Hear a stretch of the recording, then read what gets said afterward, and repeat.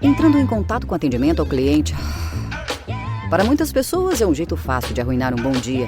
Mas na Zendesk, nós deixamos a experiência do cliente melhor. Melhor para sua avó, melhor para o seu vendedor preferido de flores, melhor para o cara do apartamento 3A, melhor para você, melhor para todos. Porque enquanto alguns dizem que o cliente sempre tem razão, nós dizemos que o cliente é sempre humano. E, como seres humanos, queremos fazer algo melhor para todos nós. Zendesk, experiência do cliente com IA desenvolvida para humanos. Pausa rapidinho agora para falar de dica de ouro para os papais e mamães. Depois de experimentar a nova Hug Supreme Care Fralda Roupinha, tudo ficou ainda melhor para o meu filho. É a única com canais em X que se adaptam aos movimentos, com 2 vezes proteção noturna e cintura elástica que se adapta ao corpinho do bebê, além de ser super fácil de colocar e tirar. Praticidade pura. Então guarda essa dica. Nova Hug Supreme Care Fralda Roupinha. Bebê, estamos juntos nessa, mais do que nunca. Agora curta seu podcast. Hold on to your butts. We are changing the course of history as we see it. That is what Western demands. Now this affects Iris. Iris, where are you? What you feel only matters to you. I do not entertain hypotheticals. The world as it is vexing enough. Iris, I have a tip for you. Don't take drugs! Or Whatever Movies with Wesley and Iris. What up and welcome to Or Whatever Movies. I'm your co-host Iris and I'm here with my older brother, Wesley. And today we're talking a movie from 1996 available on Netflix, Jerry Maguire. Jerry Maguire. True Hollywood cinema. I'm sweating, Jerry dude. Maguire. Sweating my contract. Sweating Bob Sugar calling me, telling me that I'm missing the big bucks by being with you. That was a Rod Tidwell quote. Yeah. Because despite Cuba Gooding Jr. being canceled, Rod Tidwell is the man. Yep. This is Oscar winner Regina King, who plays Marcy Tidwell. Her first movie of 2, where she plays the wife of a future Oscar winner who then goes off the rails and gets canceled. The first being whom? Well, this one, she was in the movie, was married to Cuba Gooding Jr., who, by the way, during his Academy Award acceptance speech, pronounced his dad's name Cuba. So he says Cuba, even though we were told it was Cuba, because I think technically the country is Cuba. After he won his Oscars, as you mentioned, he was canceled for sexual assault or allegations thereof, and the video evidence surfaced. And then later, she was the wife of Will Smith in Enemy of the State, who went on to win an Oscar and then get canceled. I mean, difference between sexual assault and physicals and like public assault? It's all bad. It ain't a good look. So why did you want to talk about this movie? Because 2 words. Jerry Maguire. Yeah. Kind of a nondescript title. Yeah, it's a good-ass movie. Yeah, this is one of those movies where it's like the name is for some reason the title. Does Tom Cruise not look a little bit more like Jerry O'Connell the older he gets? I guess so. It's like a kind of a squinty-eyed thing where age or Botox closes in the face a little bit or fills out the face so that the eyes kind of, especially with deeper set eyes, get pushed back. I mean, to be fair, though, Renee Zellweger looks like Jerry O'Connell anyway. Oh, come on. Renee Zellweger is so unbelievably fresh-faced in this. Yeah, so was Tom Cruise. He had just finished Mission Impossible when he came into Jerry Maguire, and this is maybe prime Tom Cruise. A little bit older, he's established enough, but he's not really showing his age. I wouldn't say he's fresh-faced, but this is maybe his best face. This is best-faced Tom Cruise? I think so. I think this is him at his ideal age, where it's not like, oh my God, he looks like a baby, but he's, kind of matured into his face just enough. Oh, he's great. This is such a Top Gun Maverick type of Hollywood movie. Like, it's weird to say this is a return to Hollywood because this came out in 1996. But doesn't Jerry Maguire just speak Hollywood movie to you? It's one of those, and it sounds so old to say it, but like, this is one of those they don't make movies like they used to kind of movies. Yeah, I don't think there's any money in the romantic. This is a big budget, by all accounts, a romantic comedy. You get the sports stuff, that's expensive.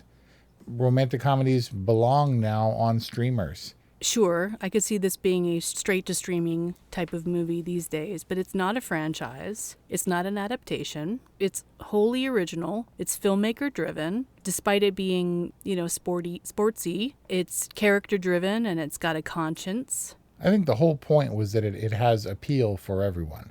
It's the romantic comedy. I think it was marketed as such. Romantic comedy that a dude wouldn't have a terrible time if he were dragged to it.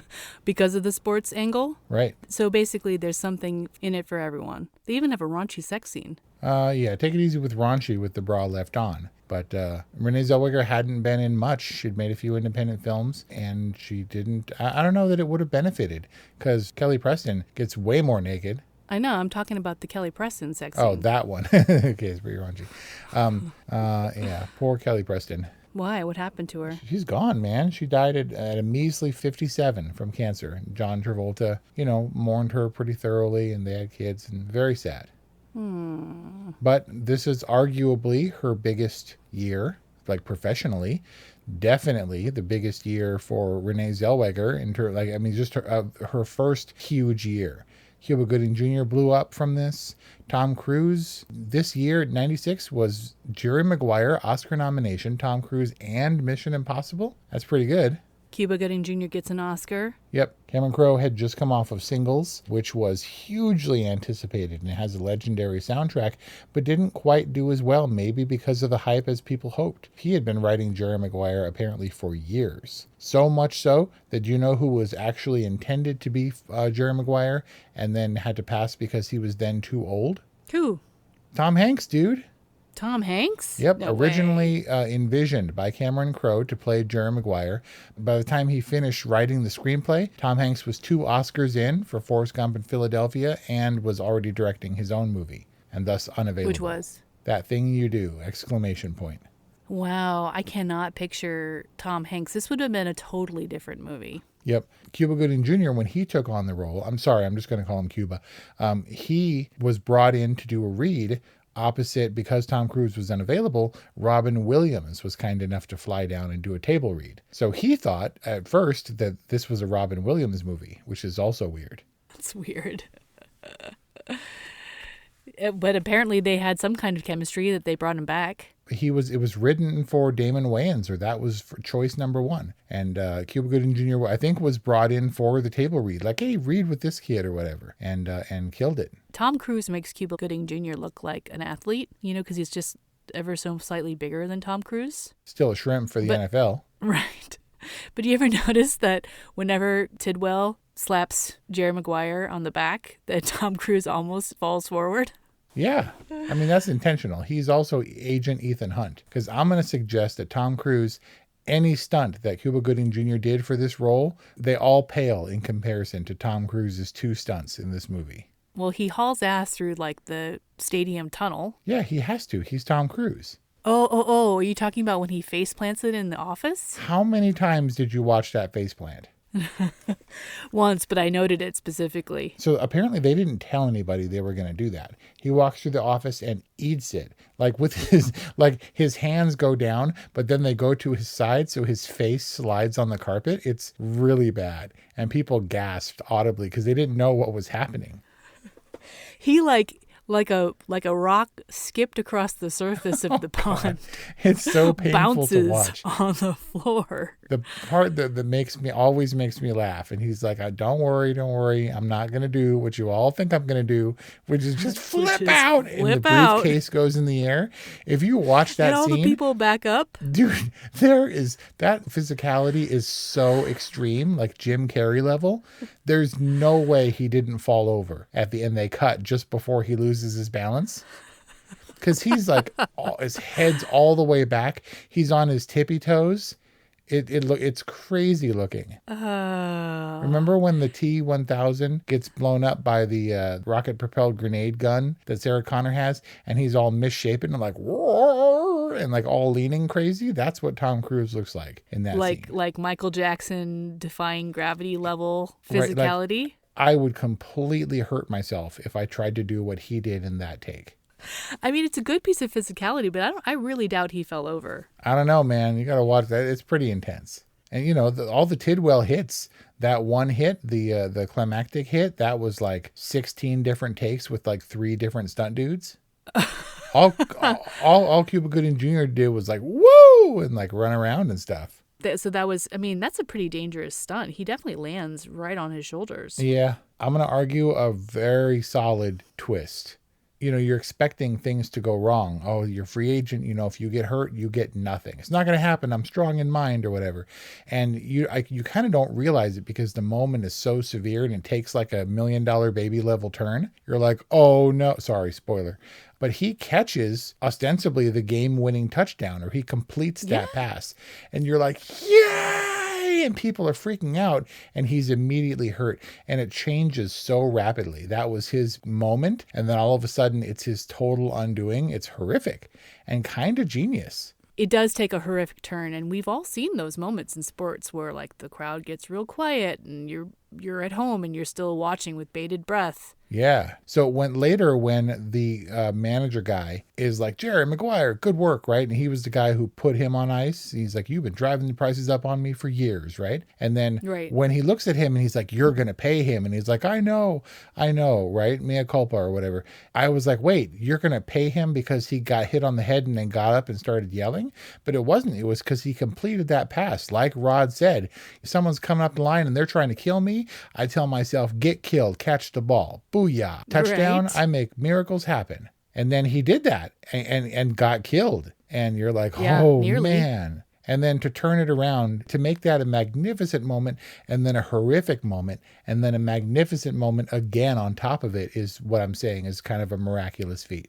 It's just one of those, it's a movie rhythm at its best, where it's got you on your toes and you're feeling the heights and the depths of the emotion. But yes, he completes that pass. It's a perfect looking to an untrained eye football catch. But I think what they were really celebrating was the moment, the opportunity for his personality to really shine. Like, yes, he completed the pass. Yes, he took the hit for the team. But I think what they were all celebrating was that ultimately it was a big moment for Arizona, and it was because of the personality that he displayed. Yeah.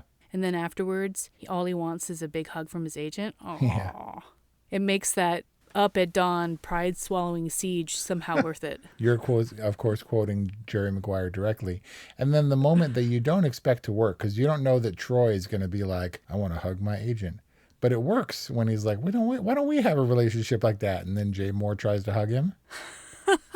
Is Troy the one who is reintroduced to Jerry Maguire at the end? Remember Troy from the Super Bowl? And the gentleman who reintroduces him to Jerry Maguire is actually the agent, an agent from Orange County on whom some of this was based. Oh, the one who was like the technical advisor to the film? Yeah, I guess so. That's his little cameo.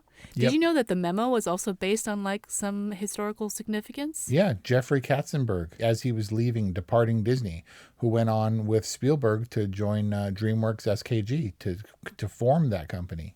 Yeah, it was like an infamous Hollywood memo that circulated, I think, during kind of trying times, not unlike our own today. Yeah. It was a mission statement. When he says that to the fish, what is he trying to say when he says that to the fish? Because he's nobody understands. They saw him put his heart out there and put his career at risk, and all they saw was you wanted less. You said less money, and that's all they see. It wasn't meant to define his entire life. It wasn't a personal memo. It was a mission statement for the company. But in that particular moment when he's saying it to the fish at Dorothy's house, isn't he basically saying goodbye? Yeah, that thing, which is what drew her to him, wasn't meant to be his. I mean, it ended up that's what it was, but he said he grew, 2 pieces of bad pizza and grew a conscience, and it changed the course of his life. And like Rod Tidwell, it was not good for a while, and then suddenly it was good. And it's all in the same thing. It's just kind of a shift in people's perspective. So if Rod Tidwell was a different kind of personality, or if Rod Tidwell didn't have a true love relationship with his wife, would Jerry Maguire's arc have been the same? If his wife wasn't a factor, Rod was his sounding board, his advice. He was the best friend or whatever who keeps it real. And when things on the surface with Dorothy look amazing, and then they're kind of not, it's Rod who calls him out. They had that little moment of brutal truth. Quan. What is Quan? Cameron Crowe said that he expected Quan as a concept to be one of the most memorable parts of the movie. He wanted Quan to take off and be like a thing, like as if or whatever. And then it was all about show me the money and you had me at hello. When he's yelling, show me the money? It's the most What's the most humiliating, pride-swallowing moment of Jerry Maguire? I mean, it was definitely humiliating when he is asking who will leave with him and nobody will. And then he just assumes his assistant is going with him. And she's like, oh, no, I'm 3 months away from the pay increase thing. And he's supposed to walk out on his own with the goldfish. That's pretty brutal. Because that's in front of everybody brutal. Who previously respected him. You know, he's everybody and then he's nobody. It's yet another one of those turns in Jerry Maguire. From high to low. Now, personally, for me, when he's like Exhibit A out the window, when he's saying goodbye to Chad and keeps trying to hug him and shake his hand. The last time he reaches out for the handshake. Oh God, that for me is the most pathetic. Oh, it's so desperate. But I know what you're doing. Interrompemos esse podcast para perguntar: quem você quer ser? Designer, engenheira, pedagoga, administrador. Quer saber? O Senac EAD é nota máxima no MEC. Tem cursos de diversas áreas, com conteúdo elaborado por especialistas do mercado e professores mestres e doutores. Ainda tem o Senac Carreiras, conectando estudantes a vagas de emprego em todo o país. Saiba mais em ead.senac.br/graduação. Chegou a melhor parte do podcast. É hora de provar a melhor Coca-Cola.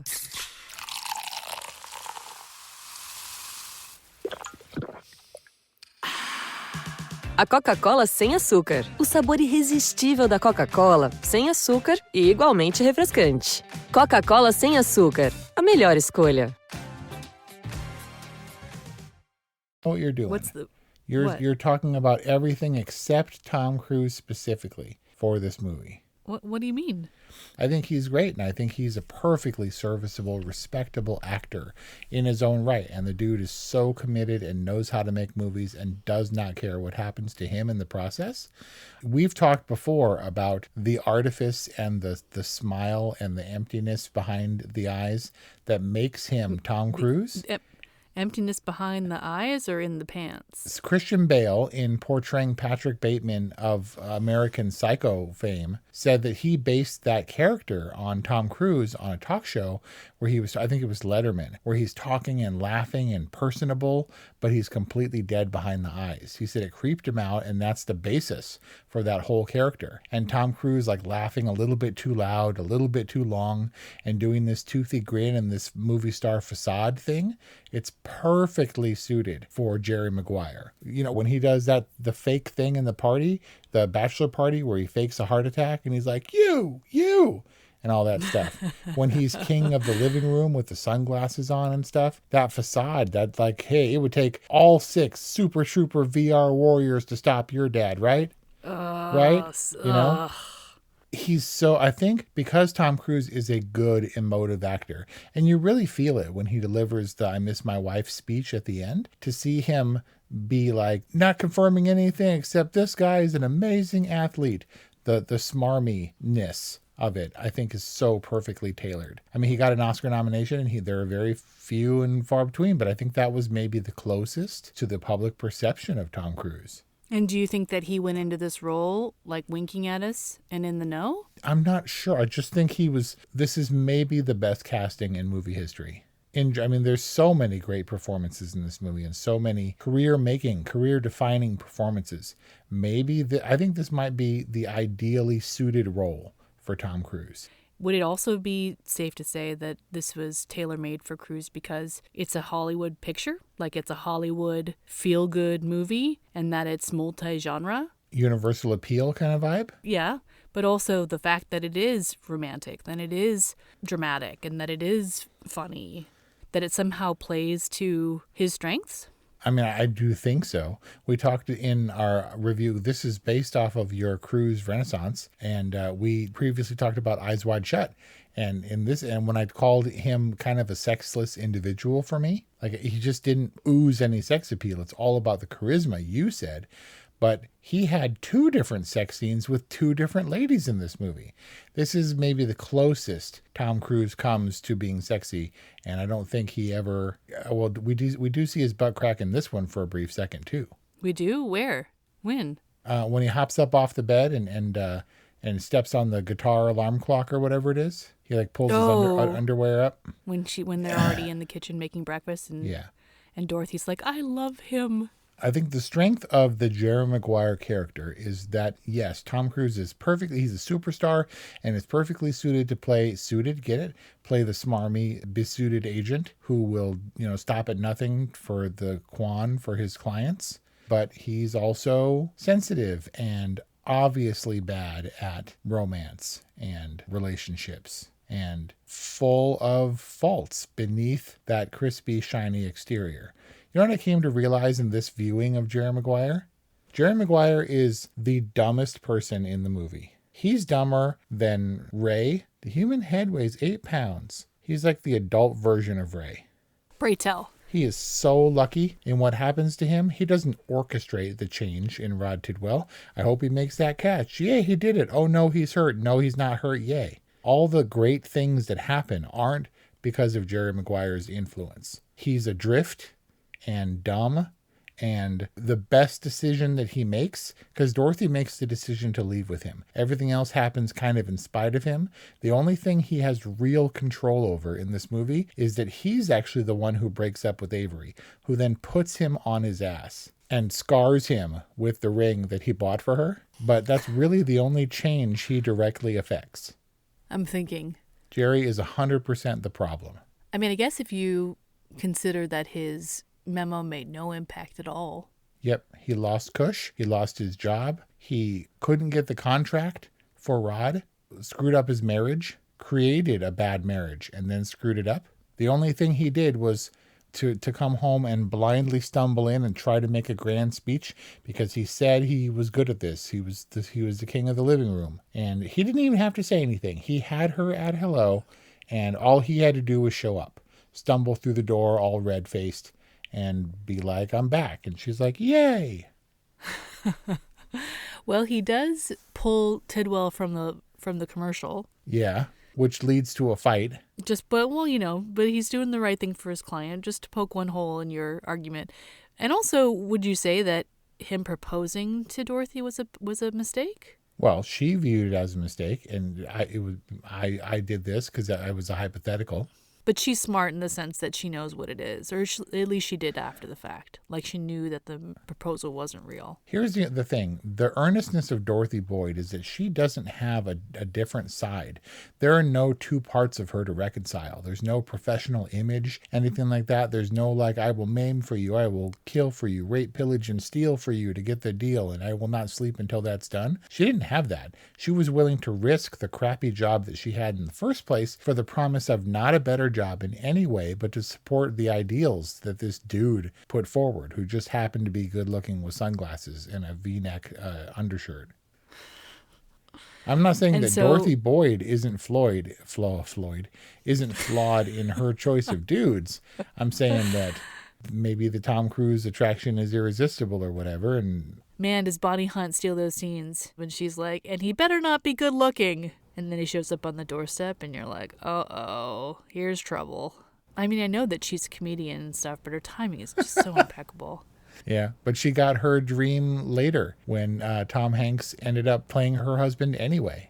Aw, in The Green Mile. She's a great older sister, but why did she pull out the Audrey Hepburn dress? Like, why even present it as an option? I don't know. She's living vicariously. She's smoking pot and listening to them make out and have sex and crack up and stuff. And she isn't at the place where she can date the way Dorothy is. So she wants to protect her sister, but also is looking for fun little details over breakfast. Right. I was only looking for some fun details. Don't cry at the beginning of the date. Cry at the end like I do. An ad-lib, apparently. Aw. So you all relate because you try and live vicariously through your younger sister? Nope. I relate to shoplifting the pootie from a hot blonde single mother. So when he admits to shoplifting the pootie, what exactly is he admitting to? That they had sex? Yeah. You can't take advantage. See, there's the problem is I have to leave that in now. There's no possible segue to shoplifting the pootie other than what I just said. It's having sex but not paying the price for it, which is to commit and actually be in love with a single mother when that's really what they need. after the wedding ceremony, he's like, so I guess you didn't have the talk. And he's like, well, this is one way to do it. And the talk would have been that he doesn't really love her. Instead, he doubled down and asked her to marry him. Yes, because he is a doofus. He doesn't know what love is. And so he double shoplifts the pootie? Right, until the moment comes and all Rod wants to do and all Marcy wants to do is share it with Rod. And they have a conversation while surrounded by reporters, on the cell phone. And so he realizes that all he wants to do right now, even though he's surrounded by his finest moment, is be there and talk about it with Dorothy. Aww. This is Renee Zellweger's first Dorothy role of 2. The second being? Judy. Ooh. A little bit of a stretch. A little bit, but, kind of clever. She was a nobody. And I thought she did a great job in Jerry Maguire. And it's backed up by the fact that we know she can act and she can sing. She acted and sung in Chicago and then won the Oscar for acting and singing in Judy. Yeah, but we needed someone appropriately nobody-ish in the Dorothy Boyd role. Yep. And boy, are they good at doing that. And Boyd, are they good at doing that? Nope. That's just as terrible as any of mine. You know what's hardest for me about this movie? This movie feels very contemporary. It was really influential on me. It was impactful. I'm not one for romantic comedies necessarily. I appreciate them, but they always have to have a little bit of an edge. I don't know if you call the sports element in Jerry Maguire an edge, but, I was all carried away by Jerry Maguire, and now it feels horribly dated. Really? You don't think so? You don't think it's weird when they do the zoom out on the planet, and he said there's nearly 6 billion people on the planet? I did question the veracity of that, and it turns out it is a particularly 90s census data point. Like Copy Matt? Oh, like Kinko's? The Kinko's knockoff? Like Cuba Gooding Jr. being confused for Hootie? No, I am not Hootie. What about Meryl as a single woman and Dorothy together affording a house in Manhattan Beach with a backyard big enough for a wedding? Whatever that temporary office space that they were renting was also right on the beach. Yeah, but that was Jerry's, and he said, let's move out of this room. And I was like, you mean the room with the panoramic ocean view? That is steps from the sand?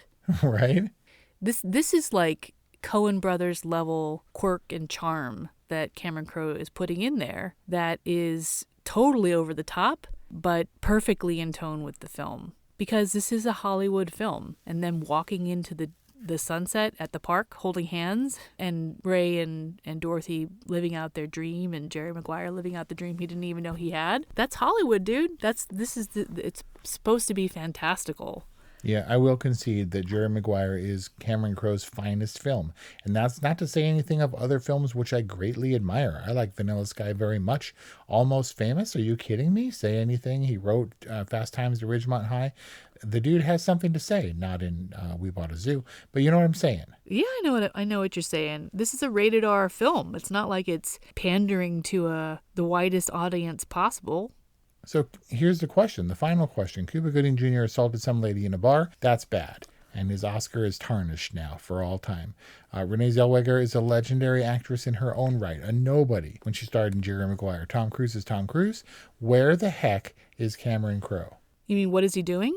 Yeah. I was going to ask you that. Exactly. He just faded. And I'm a little bit concerned that for M. Night Shyamalan, it was kind of time and place, and he doesn't have... This movie feels very 90s to me, and I don't really know how to expound on that.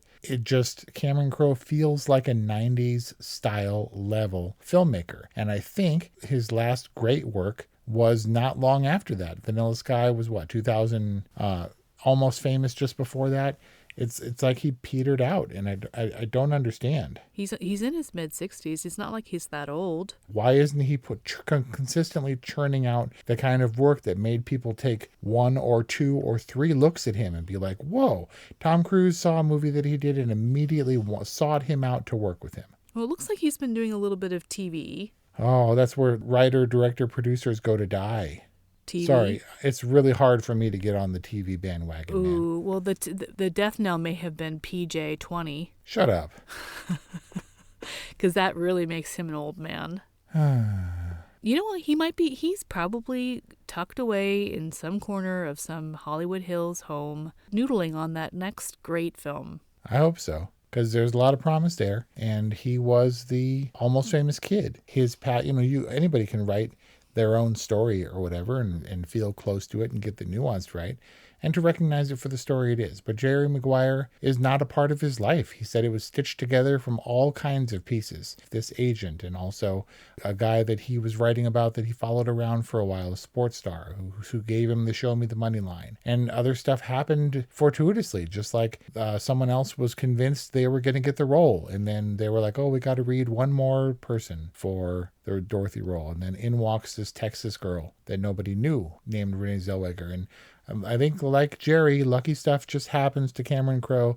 And it's not that he's not good at what he does, but I don't know if it's sustainable. And I guarantee you, Jerry Maguire is not running Maguire International Sports Agency right now in the world of this movie. What is he doing? Oh, he's like a motivational speaker, Jordan Belfort style. Talking about what? That one time that he took his client to $11.2 million? Right? Just talking about charisma. Jerry Maguire got me $11.2 million. That being, of course, a Larry H. Parker, an infamous Larry H. Parker ad. Is it like Crazy Gideon's? Is that California regional exclusive? I think so. You know that Larry Parker's son, Larry H. Parker Jr., has taken over the family business, right? Nope. He's all over the billboards. They'll both fight for you now. Yeah, you need a sidekick. That's why Crazy Gideon went under. Like Cal Worthington had his dog Spot, and Larry H. Parker's got another one in the pipe. Good for you. So that's our discussion on Jerry Maguire. You got a totally from Wes and a good from Iris. Okay, so you're not refuting that, even though you never said totally. If you're interested in more Tom Cruise discussions, check them out at orwhatevermovies.com or wherever you get podcasts. And thanks for listening. Hey guys, it's Miriam Love here, and I want to share something very special with you. Check out my new release, All In, the Spanish remixes, out now on Electric House Records. And always remember, be love, share love, all love. Available now wherever you listen to music.